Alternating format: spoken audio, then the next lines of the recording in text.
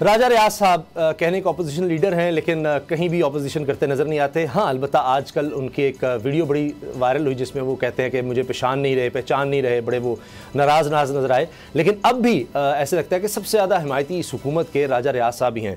हत्ता कि उन्होंने एक इंटरव्यू में बड़े बड़े इंकशाफात कर दिए हैं कि सबको 50-50 करोड़ रुपया मिला है और आटे की लाइनों में लगकर जो लोग मर रहे हैं उसमें हुकूमत का कोई कसूर नहीं, उन्हीं लोगों का है जो मर रहे हैं। 50 करोड़ रुपया एक साल के अंदर अंदर मिल चुका है, अभी मजीद की उम्मीद है। सदीक जान, ये तो हैरान कुन है।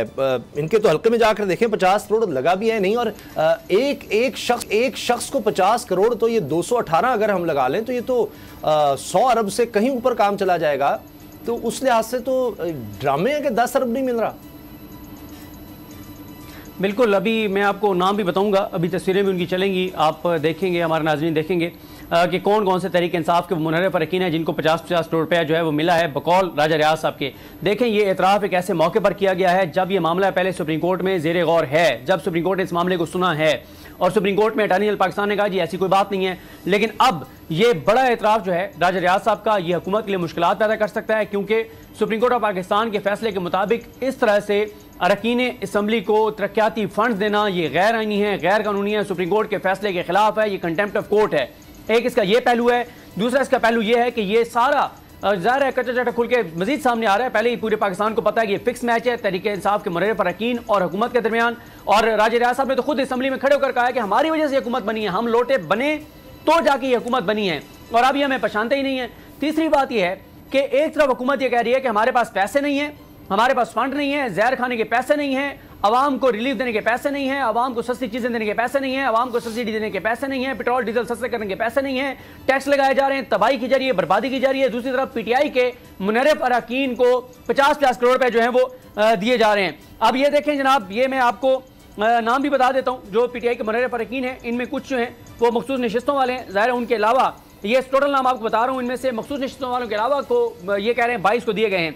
इसमें नूर आलम खान साहब हैं, इसमें चौधरी फरूक अल्ताफ़ हैं, इसमें डॉक्टर अफजल ढांडला हैं, इसमें आसिम नज़ीर हैं, नवाब शेर हैं, राजा रियाज हैं, अहमद हुसैन डहर हैं, राना मोहम्मद कासिम नून हैं, मोहम्मद अब्दुल गफ़ार वट्टू हैं, समीउल हसन गिलानी हैं और सैयद मुबीन अहमद हैं, बासित बुखारी, आमिर तलाल गोपांग, मोहम्मद अमजद फारूक खान खोसा, रियाज महमूद खान मज़ारी, आमिर हुसैन, ये तो ज़ाहिर है सॉरी आमिर लियाकत हुसैन तो फौत हो चुके हैं और लेकिन उस वक्त जब मिले थे, अब ये इस पे बात नहीं करनी चाहिए।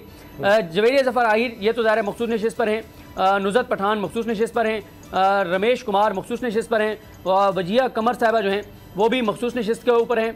और इसके अलावा जो नाम है उनमें जनाब हैं साले मोहम्मद हैं और ग़ुलाम मोहम्मद लाली हैं, ग़ुलाम बीबी भरवाना हैं, मोहम्मद जो है वो मोहम्मद मियाँ सोमरो हैं और मीर खान मोहम्मद जमाली ये हैं। लेकिन इनमें से अब जो ये बता रहे हैं कि 22 को मिले हैं, अब हो सकता है इनमें से 2-3 ऐसे भी हों जिनको नाम मिले हो, लेकिन ये मुनहरिफ अरकान है तहरीक इंसाफ के और ये दावा ये कर रहे हैं जो राजा रियाज के मखसूस नशिस्तों वालों के अलावा जितने मुनहरिफ अरकान हैं जो जिन्होंने तहरीक इंसाफ छोड़ के और फिर उन्होंने पार्लियामेंट का हिस्सा वो रहे, उनको वो कह रहे हैं कि फंड्स मिले हैं। अगर इनमें से 2-3 को नहीं मिले तो अब पता नहीं राजा रियाज साहब को बताना चाहिए था कि जिन 2-3 ने नहीं लिए उनके मुताबिक तो तमाम मुनहरिफ अरकान जो तहरीक इंसाफ छोड़ के और शहबाज की गोद में जाके बैठ गए और हुकूमत को उन्होंने साथ दिया और साथ दे रहे हैं, उन सबको जो है वो फंड्स मिले हैं। ये एक बड़ा इंकशाफ और इतराफ़ है।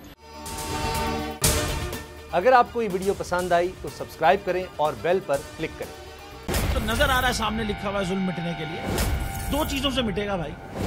एक, अदल की कुर्सी पे जो लोग बैठते हैं ना वो अदल के हिसाब से फैसले करने लगे। दूसरा, कौम निकल खड़ेगी उस जुल्म के खिलाफ तो जुल्म खत्म हो जाएगा। या इन दोनों में से कोई एक चीज हो जाए या दोनों हो जाए।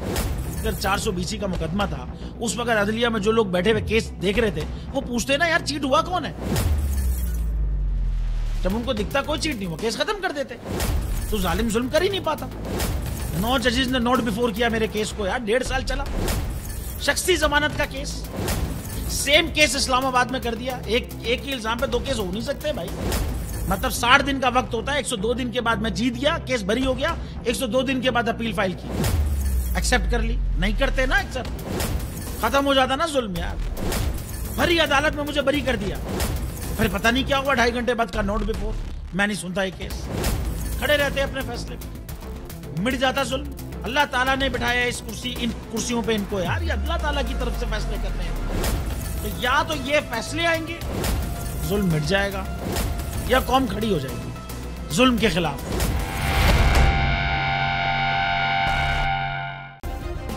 सब्सक्राइब करें और बेल दबाएं ताकि कोई खबर रह न जाए।